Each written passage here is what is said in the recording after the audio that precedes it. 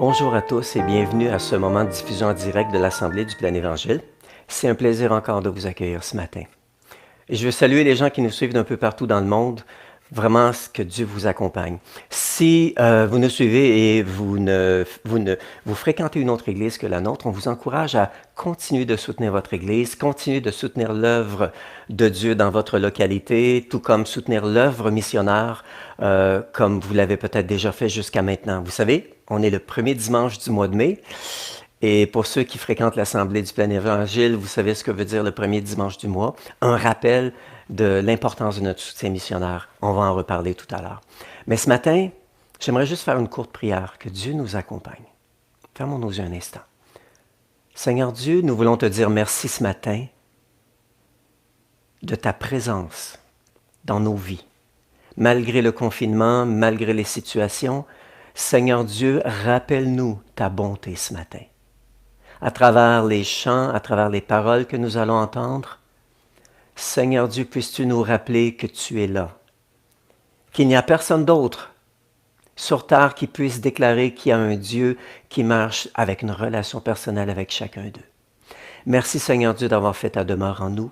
Merci Seigneur Dieu de nous accompagner dans ces moments, de nous révéler de plus en plus qui tu es. Alors ce matin, nous te confions ce moment entre tes mains. Amen. Alors, je vais laisser tout de suite la place à Isabelle qui va nous conduire en louange. Prenez un moment particulier. On s'est assuré d'avoir les paroles des chants de louange. Si vous les connaissez un peu moins, vous allez être en mesure quand même de les suivre. Concentrez-vous sur ces paroles. Chantez-les de tout cœur. À toi, Isabelle. Bonjour tout le monde, ça me fait vraiment plaisir d'être avec vous ce matin. J'ai vraiment envie qu'on a dans la louange avec cette idée que ton règne vienne, que ta volonté soit faite sur la terre comme au ciel.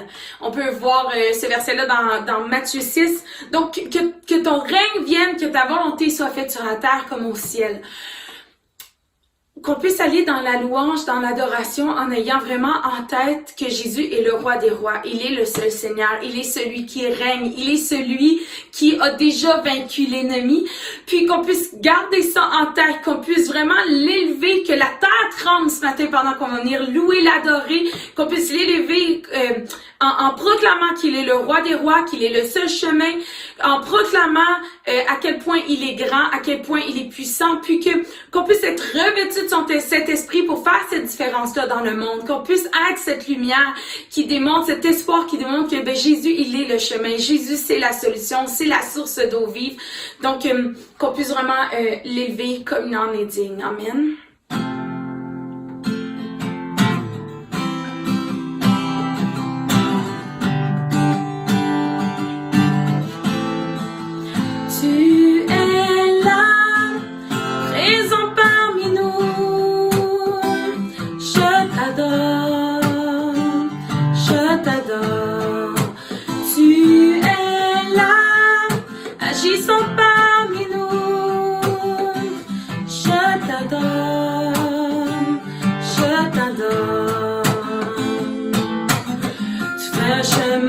Père des miracles, tu tiens tes promesses, lumière dans les ténèbres, mon Dieu, voilà qui tu es. Tu fais un chemin au Père des miracles, tu tiens tes promesses, lumière dans les ténèbres, mon Dieu, voilà qui tu es. Tu es là, présent parmi nous, je t'adore. Tu es là, tu restes dans le cœur brisé. Je t'adore, je t'adore. Tu es là, présent parmi nous. Je t'adore, je t'adore. Tu es là, transformant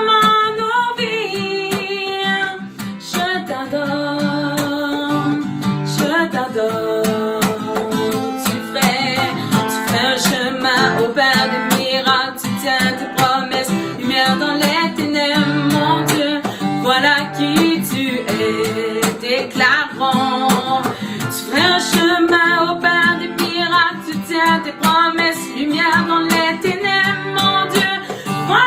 qui tu es. Tu feras un chemin au Père des miracles, tu tiens tes promesses, lumière dans les ténèbres. Mon Dieu, voilà qui tu es.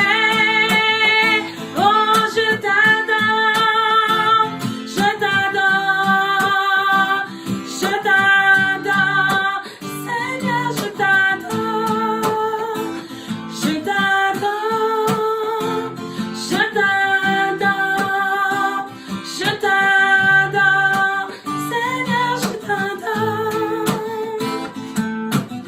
Tu fais un chemin au Père des miracles, tu tiens tes promesses, lumière dans les ténèbres, mon Dieu, voilà qui tu es. Tu fais un chemin au Père des miracles, tu tiens tes promesses, lumière dans les ténèbres, mon Dieu, voilà qui tu es. Oh, voilà qui tu es. Oh, voilà qui tu es, Jésus. Voilà qui tu es. Voilà qui tu es. Oh, Jésus, tu tiens tes promesses. Tu es le Dieu créateur de toutes choses. Tu es incroyable. Oh, Jésus, tu surpasses toutes autres choses. Sois glorifié, élevé, Jésus. Et tu es le roi des rois, le seul Seigneur, créateur de toutes choses. Tu es le grand je suis, Jésus. Tu feras un chemin au Père des miracles, tu tiens tes promesses, lumière dans les ténèbres, mon Dieu, voilà qui tu es. Tu feras un chemin au Père des miracles, tu tiens tes promesses, lumière dans les ténèbres, mon Dieu, voilà qui tu es. Voilà qui tu es. Voilà qui tu es. Jésus.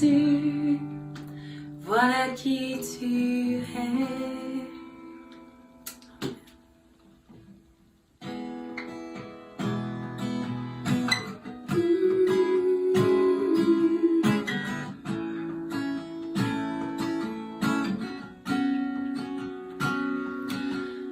Mon cœur t'adore, mon Dieu puissant.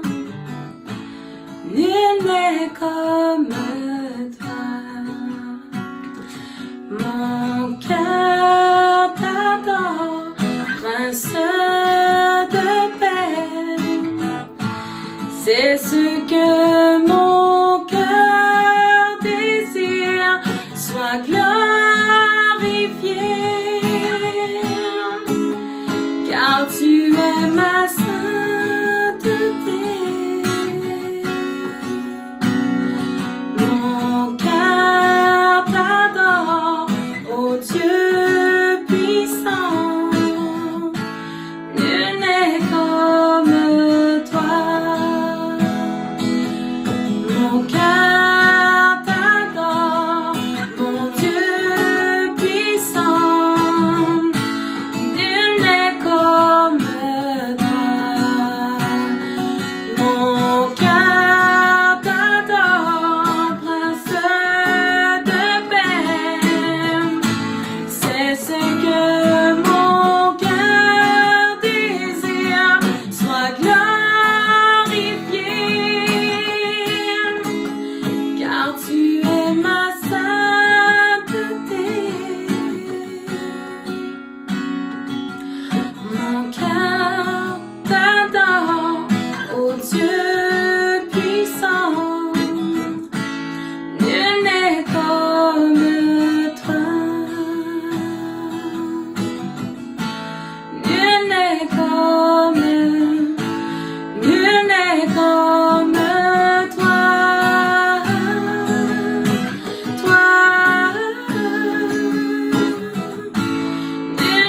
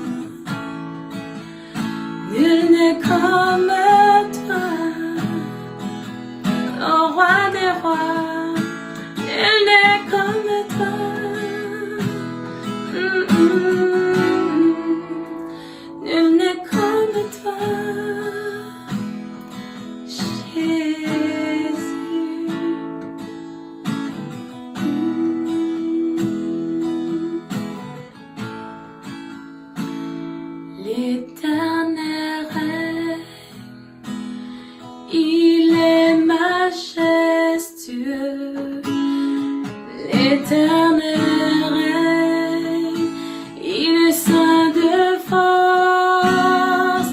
L'Éternel règne, il est sur son trône pour la durée des temps, pour la durée des temps. Dieu est puissant dans les lieux célestes. Ses témoignages sont véritables. La sainteté convient à sa maison pour la durée des temps, pour la durée des temps. Puissance et force sont dans son temple, devant sa face. Tout est splendeur, famille des pères, rendez-lui gloire pour la durée des temps, pour la durée des temps. Puissance et force sont dans son temple, devant sa face. Tout est splendeur, famille des peuples, rendez-lui gloire pour la durée des temps, pour la durée des temps, pour la durée des temps. Nous t'adorons pour la durée des temps. Nous t'exaltons car tu es grand et digne de louange. Éternel, tu as fait les cieux pour la durée des temps. Nous t'adorons pour la durée des temps.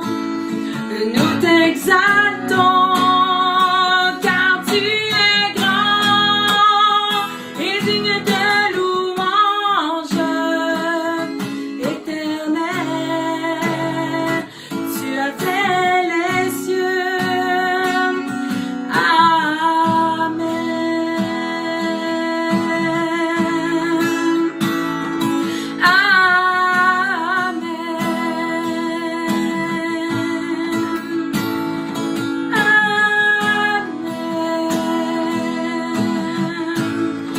Tu es celui qui règne, ô Éternel.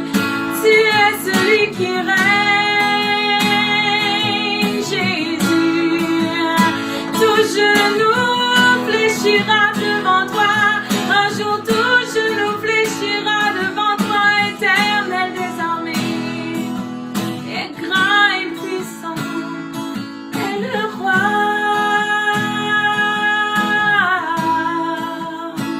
Grand et puissant est le roi.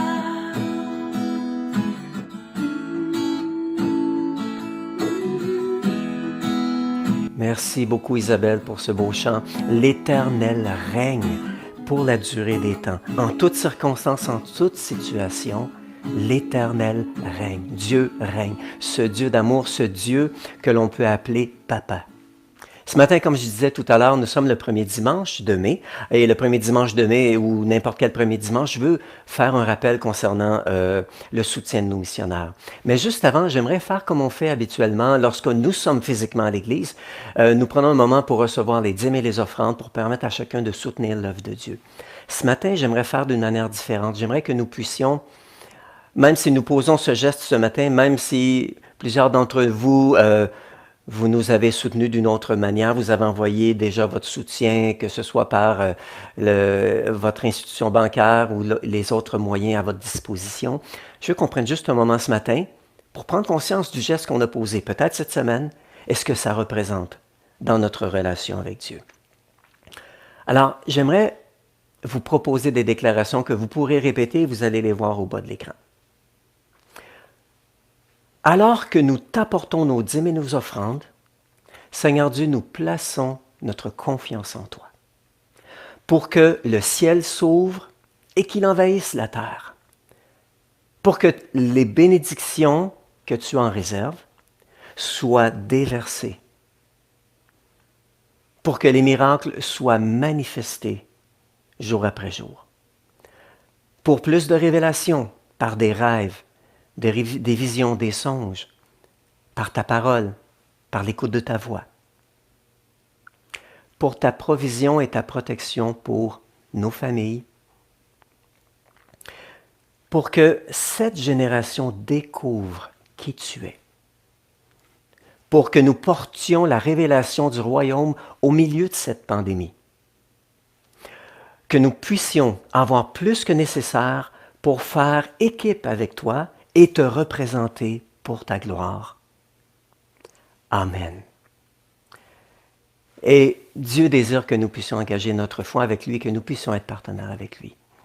Ce matin, comme j'avais mentionné, je veux souligner le soutien missionnaire parce que au niveau du soutien financier, on peut vous dire réellement merci de votre soutien.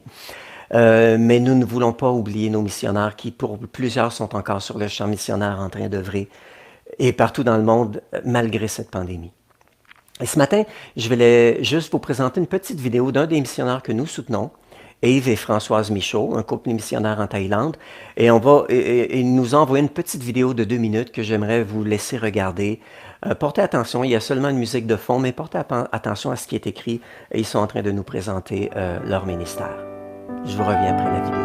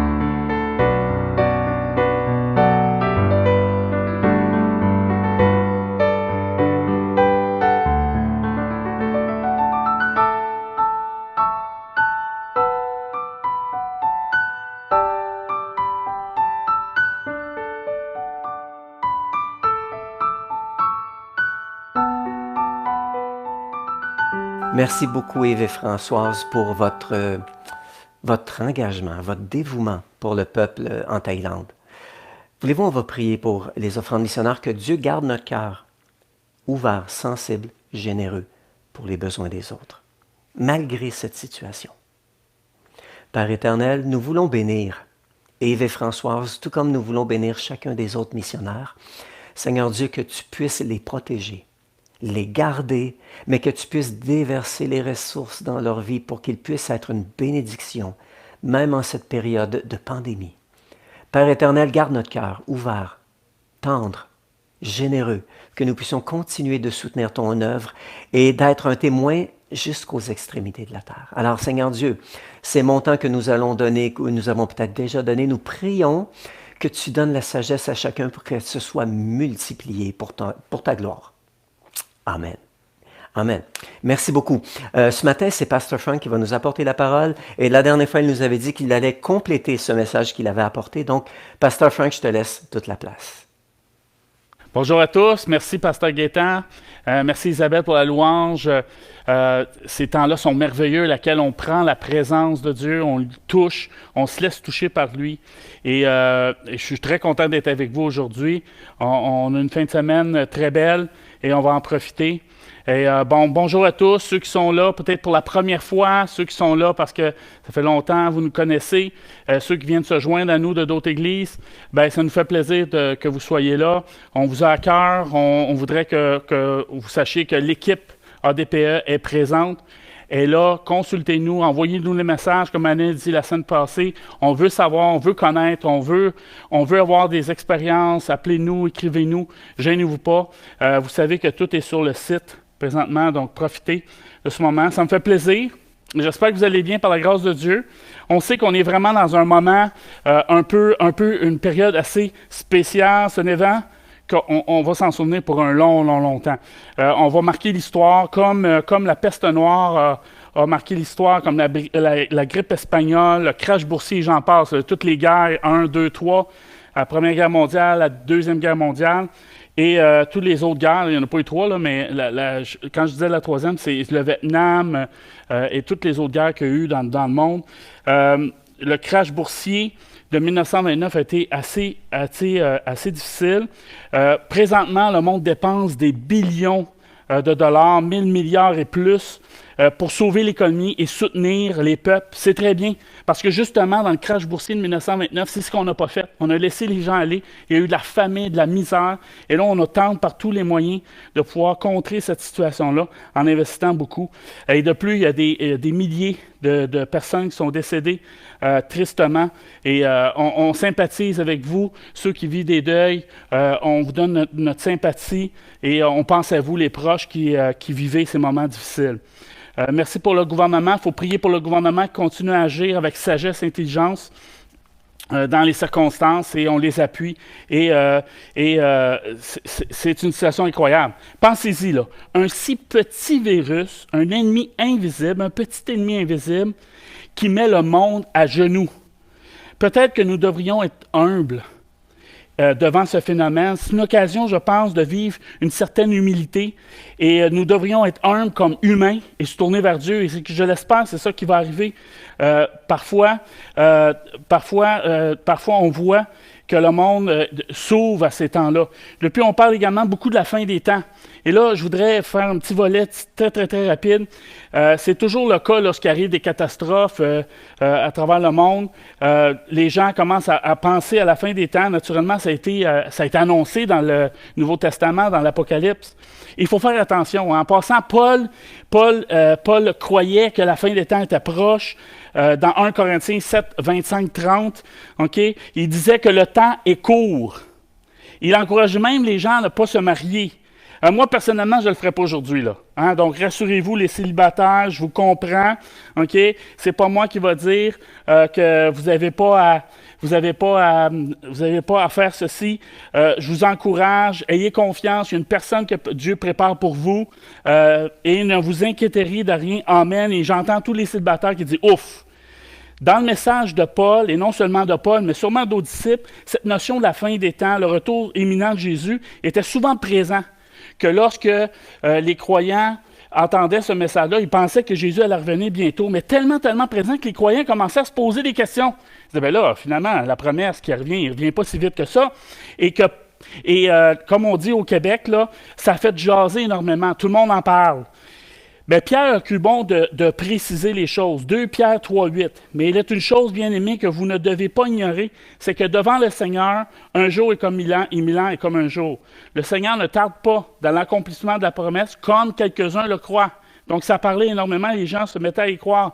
Mais il use de patience envers vous, ne voulant pas qu'aucun périsse, mais voulant que tous arrivent à la repentance. Donc, effectivement, je pense, moi, que tout l'amour qu'on a, toutes les prières qu'on fait peut rajouter des jours. Et encore là, c'est de la spéculation, mais moi, je le pense. Donc, il faut être patient. Il faut être patient, mais en même temps, il ne faut pas paniquer. C'est normal que les gens se questionnent à ce moment-là, parce que même Jésus, à travers Jean dans la Révélation, dans l'Apocalypse, Christ a mentionné lui-même qu'il disait qu'il reviendrait bientôt. Et Jean a répondu, « Viens Seigneur », donc dans le sens, arrive, mais on est 2020 ans plus tard, hein, environ, nous sommes encore là. Donc, il faut faire attention, mais il est bon de toujours être dans l'inconnu, de savoir, d'avoir cette ouverture, car cela nous prépare à toujours anticiper, de toujours être sur nos gardes, de toujours faire attention à ce qui s'en vient. Mais en même temps, il ne faut pas créer de la panique. Il faut, comme Pasteur Gaétan a dit souvent, donc de faire attention, de relativer les choses. Mais il est clair, par exemple, que lorsque le temple, la reconstruction du temple de Jérusalem sera réelle, alors là, oui, il faudrait ouvrir les yeux et tenir compte. Mais encore là, c'est drôle parce que les voies de Dieu sont indépénétrables. On ne le sait pas, mais il faut avoir confiance en Dieu. Dans ces circonstances, Dieu nous demande d'être le reflet de Christ. Il est dit dans Philippiens 4, 5, versets 5 à 7, que votre douceur soit connue de tous les hommes. Le Seigneur est proche. Donc là, on voit Paul faire encore l'emphase. Ne vous inquiétez de rien, mais en toute chose, faites connaître vos besoins à Dieu par des prières, des supplications, avec des actions de grâce. Et la paix de Dieu qui surpasse toute intelligence gardera vos cœurs et vos pensées en Jésus-Christ. Dans ce moment difficile, je tenais à le dire dans juste une préambule, mais nous savons qu'il faut se reposer sur le rocher. Jésus, il croit qu'il agit encore aujourd'hui et il faut mettre encore et toujours notre confiance en lui. Okay? N'ayons pas peur de la COVID-19, mais soyons prudents et sages. Hein? Donc, il faut faire très attention. Alors, je vous encourage à croire en Dieu, moi aussi, et à avoir confiance en Jésus et le Saint-Esprit, car le Saint-Esprit vivant, il fait de grandes choses. Aujourd'hui, nous allons voir la suite de mon dernier message. Justement, dans cette deuxième partie, c'était le 5 avril passé, nous allons voir le Saint-Esprit à l'œuvre. J'aime imaginer, penser et voir le côté caché de l'intervention divine dans la parole de Dieu. Dieu est très actif, il a un plan, il ne chôme pas, et on va le voir aujourd'hui dans cette deuxième partie. Alors, prions pour la réunion. Seigneur, je te demande, ô Dieu éternel, de mettre ta main puissante sur nous, de venir nous diriger. Seigneur, je te demande que toi, tu touches les cœurs, que toi, tu révèles des choses aux personnes qui m'entendent. Et Seigneur, je te demande à travers moi que les gens soient touchés. Seigneur, mets ta main puissante sur cette réunion à laquelle on puisse vivre une expérience avec toi parce que nous sommes en relation avec toi. Amen. Et j'entends tout le monde dire Amen. Amen. Donc, lorsqu'on cherche, on trouve. C'était justement le titre de mon dernier message. On cherche, on trouve le voyage d'un Éthiopien. Nous avons le voyage d'un Éthiopien. Nous avions vu ensemble la première partie du message sur l'expérience de l'Éthiopien. Okay? Et on avait vu sa perspective. Et nous allons voir aujourd'hui la suite, la deuxième partie, l'expérience de Philippe. Donc, on peut voir ici à l'écran l'expérience de l'Éthiopien et l'expérience de Philippe.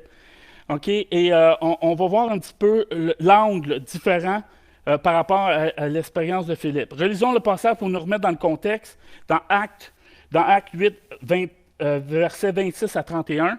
Okay? Un ange du Seigneur s'adressa à Philippe et lui dit « Lève-toi et va du côté du midi, sur le chemin qui descend de Jérusalem à Gaza, celui qui est désert. » Il se leva et partit. Et voici un Éthiopien, un eunuque, ministre de Candace, reine d'Éthiopie et surintendant de tous ses trésors, venu à Jérusalem pour l'adorer, s'en retournait assis sur son char. Il lisait le prophète Isaïe. L'esprit de Philippe dit, avance et approche-toi de ce char. Philippe accourut et entendit l'Éthiopien qui lisait le prophète Isaïe. Il lui dit, comprends-tu ce que tu lis?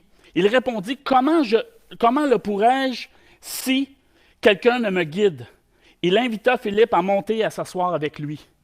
Ça, c'est le passage qui avait commencé la dernière fois. Ce que nous pouvons affirmer, c'est que Dieu est à l'écoute et toujours prêt à intervenir lorsque nous le cherchons. Il court vers nous comme le papa qui a couru vers son fils prodigue dans l'Évangile. Donc, il est toujours à l'affût de venir vers nous et de nous approcher. Une mise en contexte, un petit rappel, là, on va faire ça. Toutefois, je vous encourage à écouter mon premier message et les messages d'Annie Gaétan sur le site de notre église, adpe.org, et les invités. Ils sont toujours disponibles. Je vous encourage à aller sur le site, vous allez pouvoir les entendre. Donc, nous avons vu que cet Éthiopien avait fait près de 4000 kilomètres pour aller adorer Dieu à Jérusalem, qu'il avait certainement eu une permission spéciale de sa reine pour entreprendre ce périlleux voyage. Cet homme aimait tellement Dieu qu'il a voulu faire ce voyage afin de rencontrer son Dieu et l'adorer, c'est écrit dans le passage. On ne sait pas si c'était son premier, on ne sait pas. Certes, c'était tout un temps pour être là, être à Jérusalem, la venue de Christ, le Messie. En fait, peut-être qu'il est venu parce qu'il avait entendu dire, comme la reine de Séba, de ce qui se passait à Jérusalem. On avait justement vu que la visite de l'Éthiopien était certainement le fruit du voyage de la reine de Séba. Qui, 1040 ans avant lui, était venue pour constater ce qu'elle avait entendu dire sur la sagesse et la gloire de Salomon. En réalité, elle a trouvé plus encore et elle a rendu gloire à Dieu. Tout un exemple de témoignage pour Dieu. Donc, le peuple juif, comme on avait dit, avait été un témoignage pour Dieu, comme il avait été appelé à faire. Donnons-nous un bon témoignage, qui nous sommes maintenant ceux qui témoignent de Jésus-Christ. Et c'est peut-être le même cas. On ne sait pas, mais j'aime lire entre les lignes et percevoir l'invisible. Alors, nous savons qu'en plus d'être dangereux, ce voyage n'était pas facile. Il n'était pas en 2020 aujourd'hui, avec tout ce qu'on a. Et dire qu'il y avait sûrement des Hébreux qui n'allaient même pas au temple adorer Dieu. Ils demeuraient à quelques pas, mais ils n'y allaient pas. Oui, ici, on parle de semence qui va être déposée dans le cœur de l'Éthiopien, qui va tout ramener dans son pays, dans sa famille. Les études disent qu'il y avait déjà une chrétienté en Éthiopie dans les années 700 et 1000. Alors, l'Éthiopien, cet étranger, car il n'était pas hébreu, vient de loin afin d'avoir cette expérience avec Dieu. Peut-être qu'il s'est demandé, est-ce que j'y vais? Non, je vais attendre l'année prochaine. Peut-être que là, vous êtes présentement en train d'écouter. Oh, je continue-tu à écouter? Non, continue. Continuez à écouter. Comme celui-là, il s'est sûrement posé des questions. Wow, ça fait 2 ans que je suis allé, peut-être qu'il n'est jamais allé, peut-être qu'il est allé. Il a peut-être changé d'idée, il a trouvé que c'était peut-être un bon moment d'y aller en fait. Je spécule. On s'amuse, mais vous ne trouvez pas que ça nous ressemble un peu dans notre vie? Ça ressemble beaucoup à nos vies. Mais il n'y a pas d'hésitation. On est certain qu'il y avait un rendez-vous divin. Ça, c'est clair. On ne sait pas pourquoi, qu'est-ce qui l'a poussé à venir à Jérusalem, mais on sait une chose, par exemple, il y avait un rendez-vous divin. Avez-vous un rendez-vous divin aujourd'hui avec le Seigneur? Moi, je pense que oui. Donc, soyez touchés. Cherche et trouve, c'est le message. Ce que nous avons également vu, c'est qu'il a été touché par la présence de Dieu. Et Dieu ne fait pas de différence. Dieu veut nous toucher et lorsqu'on le cherche, il nous trouve. Nous, lorsqu'on cherche, on trouve. Hein, le message, c'est on cherche, on trouve. Mais parfois, on oublie que lorsqu'on cherche, il nous trouve. Mais on oublie souvent que Dieu cherche ardemment à nous trouver. Et nous avons vu que peu importe où tu es rendu dans ta vie, qui tu es, et à quel moment et comment il va te trouver, tu peux le rencontrer. Et je vous dis Amen. Amen, Amen et Amen. Dieu n'est pas sans ressources. Et lorsque nous, l'humanité, l'humaniste imbu de notre savoir et intelligence, nous le plaçons dans une boîte fermée, OK? Dans une boîte fermée, et même parfois dans une petite boîte par le mensonge, le manque de connaissances et ou notre passé, ben c'est nous qui le limitons dans notre esprit. Pas lui. Nous le limitons pour le laisser agir, pour nous ouvrir des portes, et etc. Parfois, on est même prisonnier de cette pensée et de cette manière de voir, car avec Dieu, tout est possible, et nous allons le voir encore une fois dans cette deuxième partie qui est extraordinaire, et même plus, je vous dirais. Alors, juste le contexte un peu, alors l'Éthiopien s'en retourne dans son pays, et là, il lit le fameux passage d'Isaïe. Isaïe qui était un prophète, hein. Isaïe a écrit 750 ans avant Jésus-Christ, et il est en train de lire ce passage-là qui parlait de Jésus. Certainement qu'il a été bouleversé par les enseignements, les histoires qu'il avait entendues lors de sa visite. Que ce Jésus était ressuscité, qu'il avait peut-être entendu un disciple prêcher sur Isaïe, comme Pierre avait fait référence à Joël et à David, dans le psaume de David, lors de sa prêche aux Hébreux au moment de la Pentecôte. Peut-être le lit-il tout simplement parce qu'il est rendu là, dans sa lecture personnelle. Peut-être là, présentement, vous lisez des passages, vous ne comprenez pas tout ce qui se passe. Mais ça arrive. Donc, comme lorsque nous lisons la Bible, hein, ça arrive souvent qu'on lit la Bible et que le passage qu'on lit nous touche, nous parle, est directement relié à ce qu'on vit en ce moment. Moi, je l'ai vécu souvent, je suis sûr que vous l'avez vécu. C'est ça une expérience avec Dieu. Je vous encourage à le demander à Dieu pour le vivre. En fait, on ne sait pas vraiment, mais c'est sûr qu'il est en train de vivre un moment spécial. Mon désir dans mon premier message, c'est de réfléchir à l'expérience de cet Éthiopien, son angle, sa perspective. L'eunuque qui veut recevoir et comprendre parce qu'il cherche. On sait qu'il trouvera. On cherche, on trouve, on l'a vu. Par contre, on sait que nous n'avons pas besoin d'aller si loin pour chercher et trouver Dieu à travers Jésus-Christ, car il est tout près de nous. Okay? Il est près de ta bouche, il est près de ma bouche. On n'a pas besoin d'aller à moins 60 en Arctique avec facteur vent moins 80 pour être touché par Dieu. Si Dieu t'appelle, fais-le. Mais j'attends nos amis d'origine africaine et du Sud là, dire non, pas question. Mais si Dieu t'appelle, il faut que tu le fasses. Il faut le faire. Est-ce que j'entends un amen? Non, pas vraiment, pas trop d'amen. Rassurons-nous, il peut le faire où nous sommes. Et j'entends même j'entends nos frères et sœurs d'origine africaine dire amen, mais aussi les autres, les natifs, ceux qui viennent ici, dire amen aussi. Je sais que plusieurs aimaient ça là, que je parle, que l'appel c'est en Martinique, ou hey, je suis appelé à aller rencontrer Dieu en Guadeloupe, mais non, pas tout le temps. Okay? Cependant, il y a quelque chose de certain. Dieu avait les yeux rivés sur lui. On a vu la perspective de l'expérience de Philippe. Maintenant, voyons la perspective de l'expérience de Philippe. Cela devrait nous parler, nous les chrétiens. Donc, analysons cette histoire avec l'angle et la perspective de Philippe. On se souvient que Philippe avait, après avoir fait un feu d'artifice en Samarie, peuple méprisé par les Hébreux, peuple au sang mêlé avec d'autres peuples, ne prit pas à la même place et ni à Jérusalem. Il était vraiment mis de côté par les Juifs, les Hébreux de Jérusalem. Bref, il y a eu une conversion à Jésus, signe, prodige et miracle. En fait, c'est Dieu qui avait agi et toute l'évangélisation qui avait été faite pendant le ministère de Jésus portait fruit.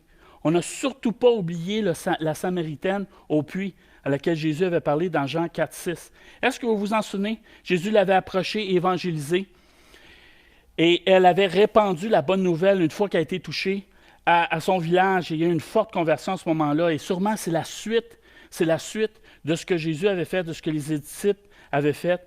Est-ce qu'on voit les fruits de ce qui avait été semé? Est-ce que vous mesurez l'impact? Est-ce que je mesure, est-ce que nous mesurons l'impact de la semence que nous plantons et toute l'eau que nous déversons, soit par nous-mêmes ou par en équipe, par les autres? Mais c'est qui fait croître? Bien, c'est Dieu, dans 1 Corinthiens 3,6. Nous, on arrose, nous on plante, nous, on arrose, et Jésus et Dieu fait croître. Dans 1 Corinthiens 3,6.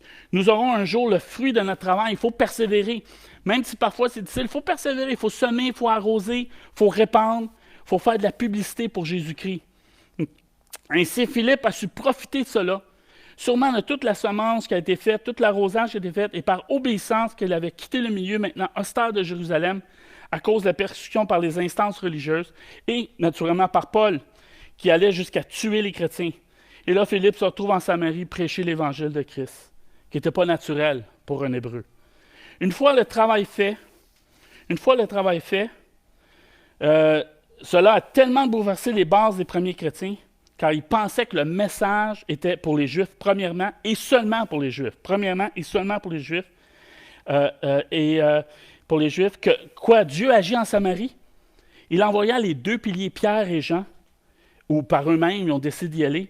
Ils sont allés et ils ont constaté que oui, amen, la Samarie est touchée. Il se passe des choses, alors il a imposé les mains et le peuple reçut le baptême du Saint-Esprit comme les disciples l'avaient reçu au commencement. Incroyable! Incroyable! Ceci étant dit, Philippe n'avait pas imposé les mains. Et juste parce que Philippe avait obéi qu'on voit ces choses-là. Ceci étant dit, Philippe n'avait pas imposé les mains. Est-ce qu'il est resté dans sa zone de confort pour suivre le travail? C'est Pierre et Jean qui ont imposé les mains. Lui, il a eu les signes, les prodiges et les miracles. Et il aurait pu rester à voir ce que Dieu faisait et certainement continuer à le faire. Dire, hey, non, écoute, là, ça marche ici, là. Dieu est en train de toucher, je n'irai pas ailleurs. Là. Est-ce qu'il a par la suite imposé les mains? Peut-être qu'il a essayé, peut-être que c'était pas, que c'est peut-être pas son appel et voir d'autres choses. Parfois, nous, les chrétiens, on reste dans notre zone de confort.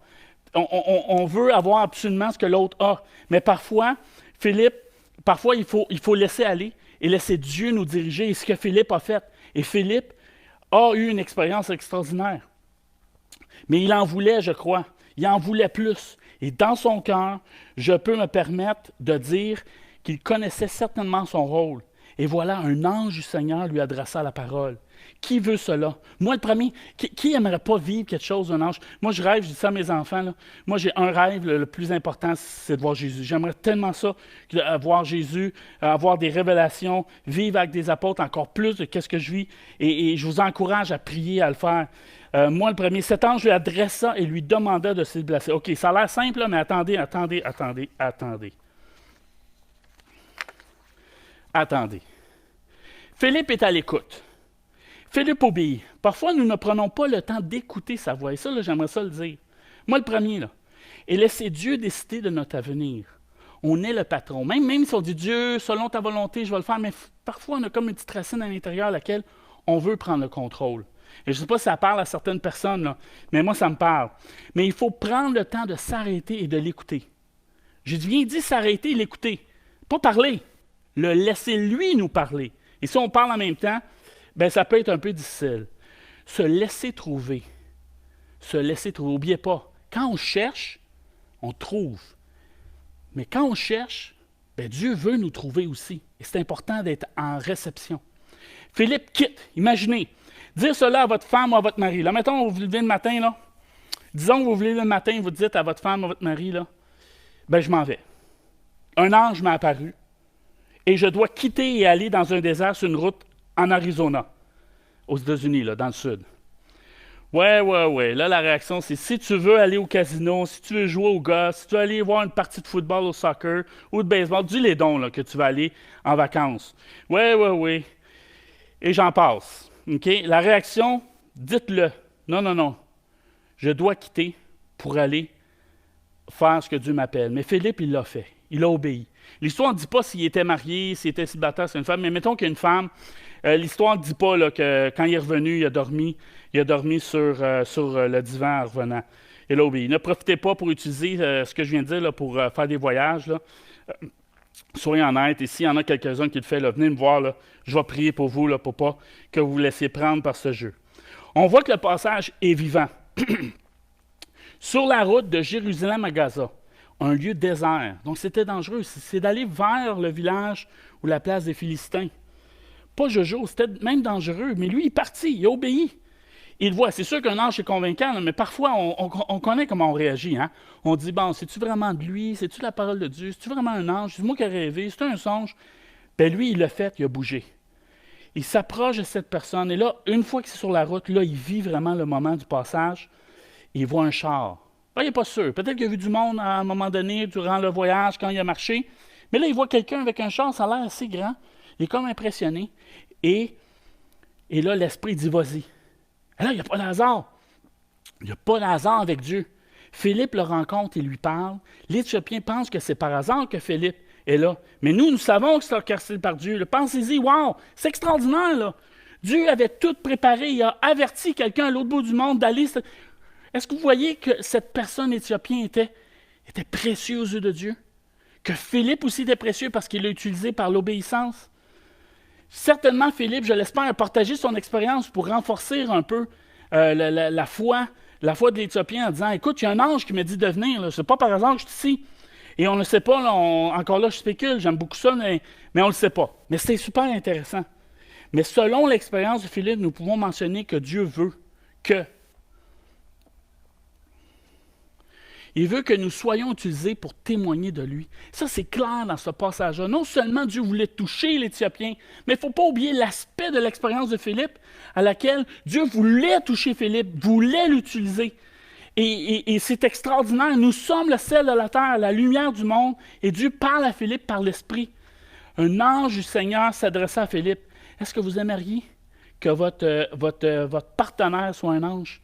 Moi, je le demande, je le souhaite et je prie que tous, on puisse vivre ça un jour et continuer à être à l'écoute de Dieu.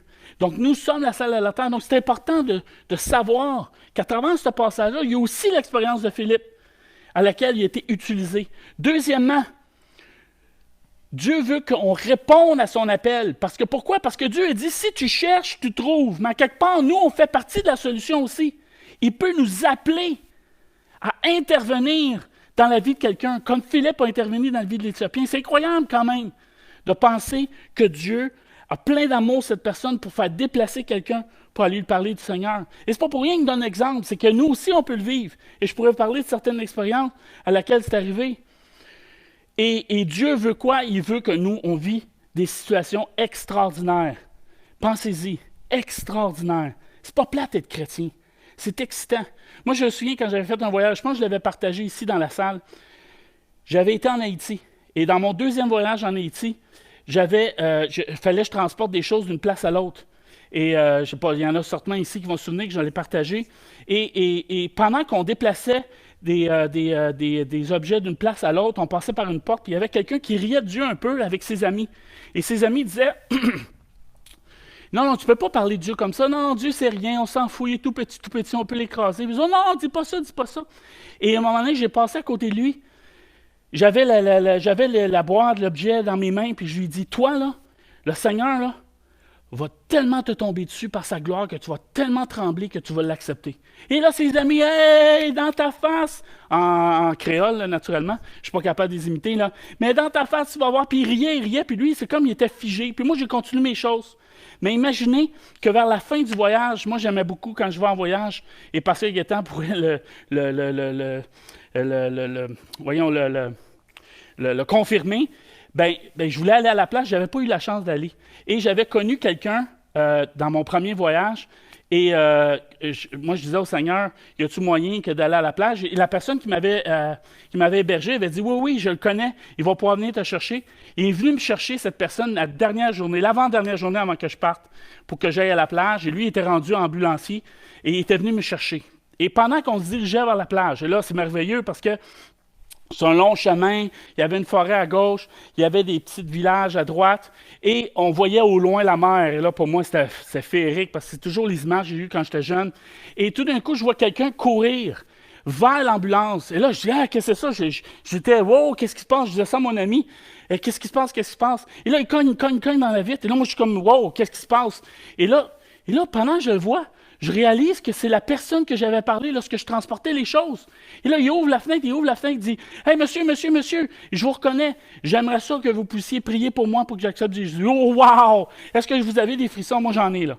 Et c'est ça, les choses extraordinaires. Et on peut en vivre on peut en vivre plein. Et cette personne a accepté le Seigneur. Je pense que j'ai flotté dans l'ambulance jusqu'à temps que j'arrive dans la mer. Et je vous dis, là, le taux de sel était très élevé parce que je flottais sur le dessus de la mer, là, comme dans la mer morte en Israël. Et je vous le dis, là, c'était extraordinaire. Mais pendant que je suis revenu dans l'avion, là, c'était extraordinaire, comme je remerciais Dieu de ce qu'il avait fait dans ma vie. En conclusion, donc Philippe obéit, il s'approche.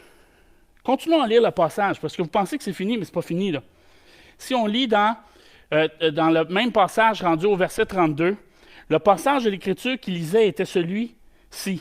Il a été mené comme une brebis à la boucherie, et comme un agneau muet devant celui qui le tond.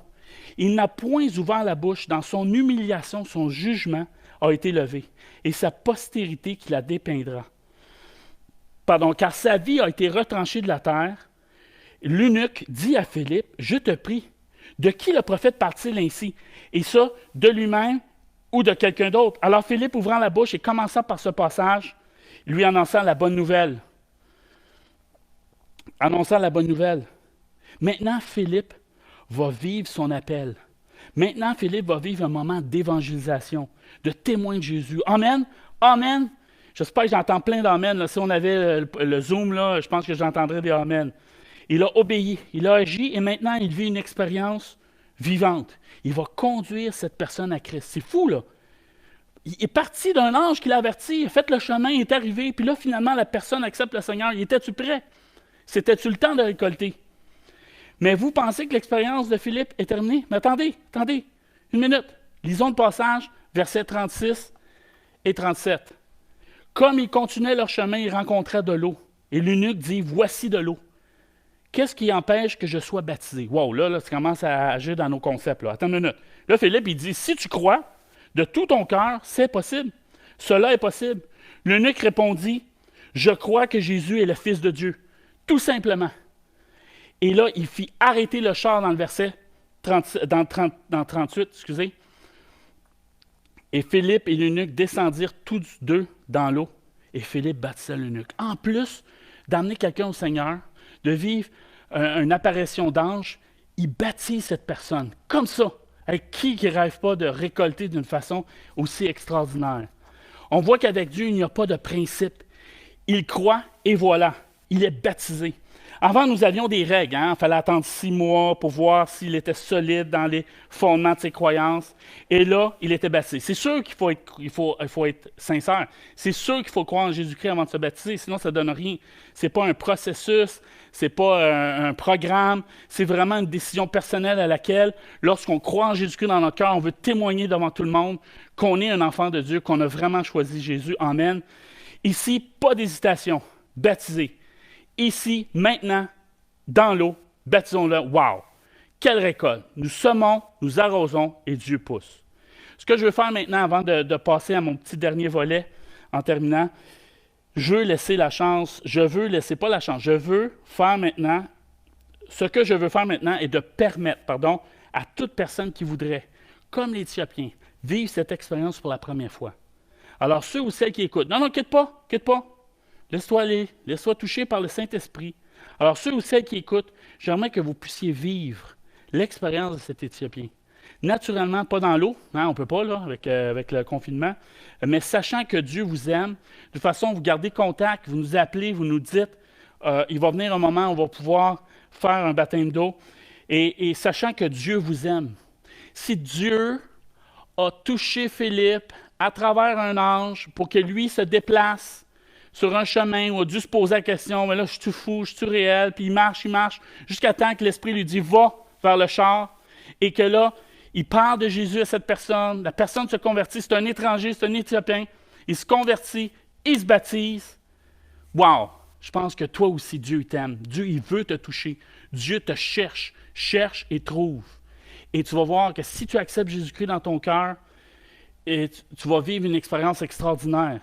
Jésus, il a été mené comme une brebis à la boucherie et comme un agneau muet devant celui qui le tond. Il n'a point ouvert la bouche. Il s'est sacrifié, il est mort pour nous afin que nos péchés soient pardonnés, afin que tes péchés soient pardonnés. Il est vivant aujourd'hui, il est ressuscité des morts. Il est vivant, je vous le dis. C'est ça qui fait la différence à notre croyance.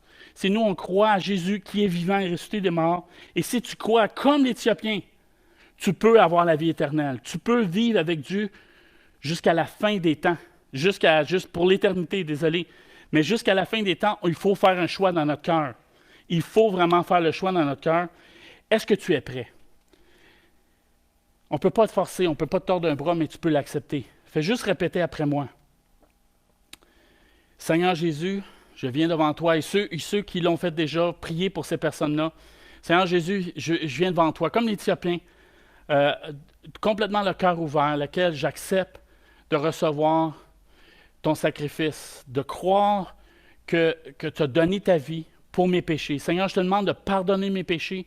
Je crois que Jésus est vivant, qu'il est ressuscité des morts, et je crois qu'il est le Fils de Dieu. Seigneur, viens me laver de tout péché, c'est-à-dire, viens tout effacer avec un efface, tous mes péchés, et que je puisse vivre la vie éternelle avec toi pour l'éternité. Merci. Au nom de Jésus-Christ, amen. Merci d'avoir fait cette prière. Mon petit deuxième volet, c'est pour nous les chrétiens. Parce que ce que Philippe a vécu, nous, on peut le vivre. Nous, on peut le demander, on peut avoir soif, on peut avoir faim, on peut crier vers Dieu. Et parfois, si tu es chrétien, tu sens vivre des moments difficiles. Tu ne penses pas que Dieu veut te servir de toi. Mais je vous le dis, c'est des mensonges. Il veut toujours se servir de toi. Il ne te met jamais de côté si ton cœur est ouvert et si tu cours vers lui, si tu n'as pas une crainte, si tu n'as pas peur de lui, mais tu as la crainte de Dieu, cours vers lui puis il va t'aider. C'est la sagesse. La crainte de Dieu, c'est le début de la sagesse. Va dans le lieu secret et tu vas vivre des expériences extraordinaires. Dieu va te parler dans ton cœur. Et plus, il va te demander d'aller, peut-être en Arizona, et de voir sa gloire. Ou peut-être à Nunavut, on ne sait pas. Sa gloire, encore les amis africains qui disent non. Et ceux qui viennent du Sud, on comprend. Même nous, on trouve ça difficile. On pense que l'expérience est terminée. Ben non. Si on va au prochain passage, quand ils furent sortis, dans le verset 39, quand ils furent sortis de l'eau, l'Esprit du Seigneur enleva Philippe. Et l'eunuque ne le vit pas. il ne le vit plus. Tandis que joyeux, il poursuivait sa route. Imaginez tout ce qu'il vient de vivre, là. Comme moi, quand je suis sorti de la plage et j'ai pris l'avion, je dandinais de cette histoire. Philippe se trouvant dans Azote, d'où il allait jusqu'à Césarée en évangélisant toutes les villes par lesquelles il passait. Imaginez-vous, l'ange y apparaît, il se promène sur le chemin, l'Esprit lui dit d'aller parler à l'Éthiopien, l'Éthiopien accepte le Seigneur, il se fait baptiser, puis en plus de ça, pouf, il disparaît. Puis Dieu l'envoie quelque part. Tu sais, on dit la téléportation, là. Hein, la téléportation, là, pas l'humain, là, c'est pas l'humain qui a inventé ça, là. Je veux dire, Dieu l'avait déjà fait vivre à quelqu'un. Et moi, j'espère un jour, c'est comme ma mère, là, elle dit, moi, les voyages, j'aime beaucoup ça, là, mais j'aimerais ça disparaître et apparaître à la ville où je veux aller. Et c'est ça, la téléportation. Et Philippe avait fait ça. Pourquoi? On n'a aucune idée. Est-ce qu'il voulait sauver du temps? Je pense que Dieu veut montrer qu'il est au-dessus des éléments, qu'il peut faire des choses extraordinaires. Moi, je le crois dans mon cœur. Et je vais être personnel avec vous, avec ce que j'ai vécu pendant les fêtes et avec ce qui se passe à la COVID-21. Je réalise que, et là, il faut bien se comprendre, là. Moi, j'aime Dieu de tout mon cœur, je suis rempli de l'esprit, j'ai du plaisir, j'ai en relation avec Dieu, je prie, je lis ma Bible, j'ai du fun, là. C'est pas ça qui est important, c'est ma relation est réelle, je parle tout le temps.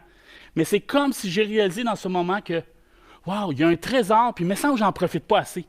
Il me semble que j'invite pas Dieu assez à côté de moi. J'invite pas Dieu à vivre avec moi. Je veux vivre des choses extraordinaires. Je veux vivre des choses extraordinaires, hors de extraordinaire, parce que je veux avancer comme Philippe. On a vu dans le message que quand on cherche, on trouve. Bien moi, je cherche, puis je vais trouver. Et je sais que Dieu va me répondre. Et j'espère que la communauté, que l'Église de l'ADPE fait la même chose. On encourage toute l'équipe de l'ADPE, Gaétan, Annie, tous ceux qui prêchent. On prêche ça. On veut voir des choses qui changent. On veut voir des choses qui sont réelles. Et je vous le dis, j'ai le goût de voir encore plus de choses. Et je vous encourage à le prier. Donc, dans mon message, on cherche, on trouve. On a vu le volet de l'Éthiopien, mais on a vu aussi l'expérience et le volet de Philippe. Il faut chercher les deux et on va trouver. Merci de m'avoir écouté. Je suis très, très heureux et on va finir par un mot de prière. Et faites attention à vous, soyez sages et intelligents, soyez pleins de sagesse, et autant pour moi que pour tout le monde. Et ça me fait plaisir d'être avec vous. On va finir avec un mot de prière. Seigneur, je te demande, au Dieu éternel, comme Philippe, on a prié la prière de repentance pour ceux qui ne te connaissent pas. Et Seigneur, je sais que tu continues à agir pour eux. Il faut qu'ils croient, à ceux qui m'écoutent, que si vous avez fait ce choix, Dieu est en train d'agir. Mais Seigneur, on te demande que tu agis en nous, nous les chrétiens, comme Philippe, de vivre des choses extraordinaires, d'enlever toute barrière de mauvaise connaissance, le mensonge, les mauvaises connaissances, le manque de connaissances. Et Seigneur, on te demande d'envoyer tout ça, tout ça dans les poubelles et qu'on puisse être complètement rempli de ton Saint-Esprit, ta sagesse, et qu'on puisse croire dans notre cœur que tu vas agir en nous et qu'on va voir des choses extraordinaires au Québec, à travers le monde, et surtout dans des circonstances catastrophiques comme on vit. Seigneur, fais que les gens soient touchés et vivement touchés par toi pour te recevoir, Jésus-Christ, pour te connaître au Dieu éternel et vivre la vie éternelle. Seigneur, on veut des âmes au nom de Jésus-Christ. Amen. Merci beaucoup de m'avoir écouté. Bonne fin de journée et on se reparle bientôt. Amen.